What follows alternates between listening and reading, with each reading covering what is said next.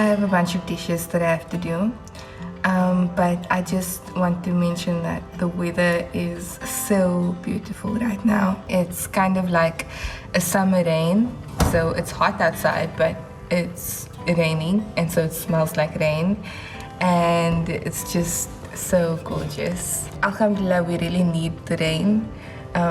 Here in PE, we have a bit of a water crisis at the moment, so our water pressure was like put off for a couple of days, and so now that we do have water again, I'm feeling so grateful, and I'm just excited that I'm able to actually do the dishes because I have water in my taps today. Also, just a tip that I got from Shaik.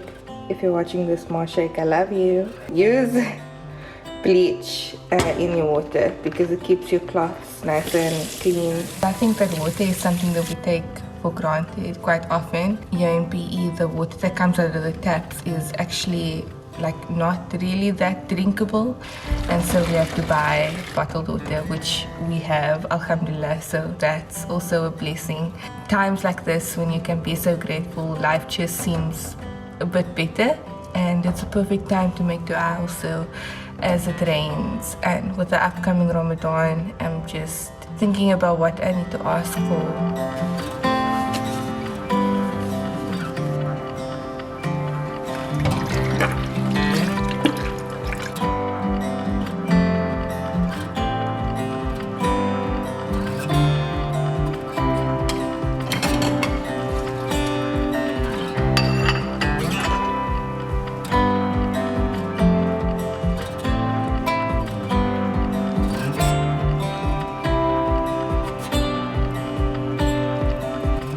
If I look at my life in percentages, I feel like a large percentage of it is made up of the ordinary, the everyday.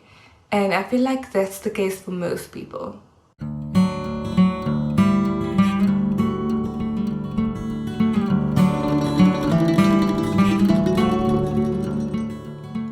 On social media, we are constantly bombarded with the highlight reels of people's lives, the adventure and the glamour, and a lot of us don't live lavish lives.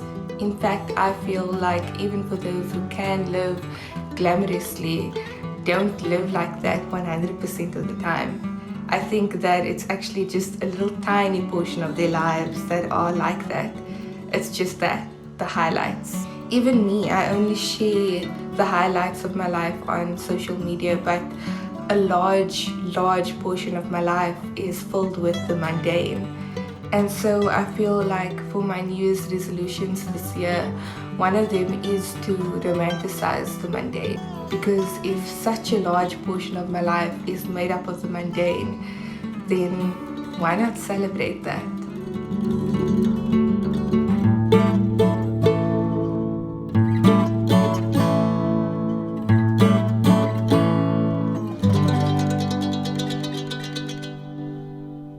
I find that I try to put intention behind the daily tasks that I have to do, the simple things. Something as simple as watering the garden can be so therapeutic. The fresh air, the morning breeze, there can be a lot of beauty in the little things. Salman and I have also been trying to take more walks in the mornings after Fajr when the sun is just about coming out.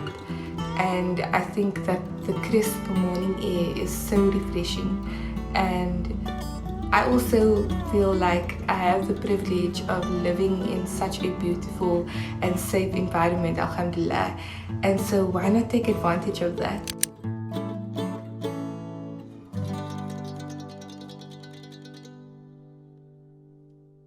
I told myself that when I first moved here, one of the things that I was most excited about was exploring the complex and having the safety to walk about freely on my own and have amazing new neighbors. And I never took advantage of it. I never went out for walks. I never interacted with my neighbors up until now. And it's a shame really that I wasted so much time. And when you are sort of wasting your ordinary everyday time, your mind starts to become discontent and life can feel a bit stagnant or slow. I spend a lot of my time in this house. I spend a lot of time cleaning and doing house chores, and I've come to find that even in the boring house chores, there can be hidden beauty.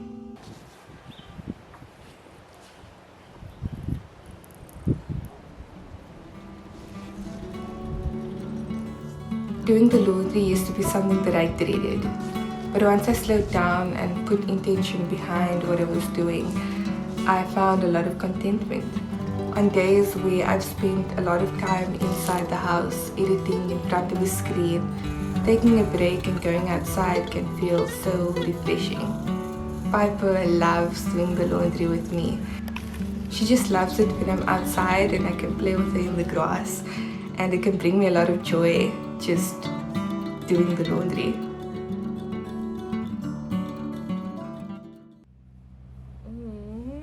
Yummy. Yummy.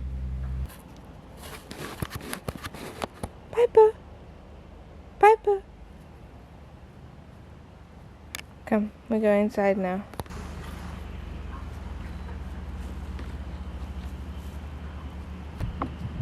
Come, Piper. Come, Piper. We go inside now. All finished. I feel like especially when you're in your 20s, there can be this pressure to live life to the fullest and grab life by the balls. Especially when I graduated, a lot of my peers would go and travel the world, and I would look at their lives and compare it to mine and be so discontent that my life wasn't like that. But I know that I didn't choose that path for my life. I chose to get married young, and I'm so grateful for that. Alhamdulillah that I was able to do that. I don't regret my choice in any way. It's just that I've come to accept that in this season of my life, it's more about building than it is about exploring. And that's okay. Building my career, building my marriage, building my home with my husband, building my sense of self and identity. And in this period of building, sometimes life can feel like it's just dragging on. And since I know that I'm on this long road to success, and I know that it will take me quite a long time to actually become successful in my career as a filmmaker, I don't want to feel like I'm constantly chasing. Of course, it's good to chase and it's good to have goals in mind, and I still hold my career goals to high importance, but I don't want to feel like life is just passing me by. I try not to get too caught up in hustle culture and try to be more present and live in the now. And the now just happens to be quite ordinary most of the time. And yes, sometimes I do miss my university days where I was independent and I could go out in the town with my friends and just enjoy life, being adventurous and spontaneous. I still am quite content with where I am right now. I feel I'm on the right path and I'm taking the right steps, and why not enjoy the ride? The destination is such a small part of the journey. And since I've been romanticizing the mundane more often, I find that I'm more content and I spend a lot of time in gratitude. And so I urge everyone to just stop and smell the roses every once in a while. And I found that when you start romanticizing the mundane, life can be a little bit more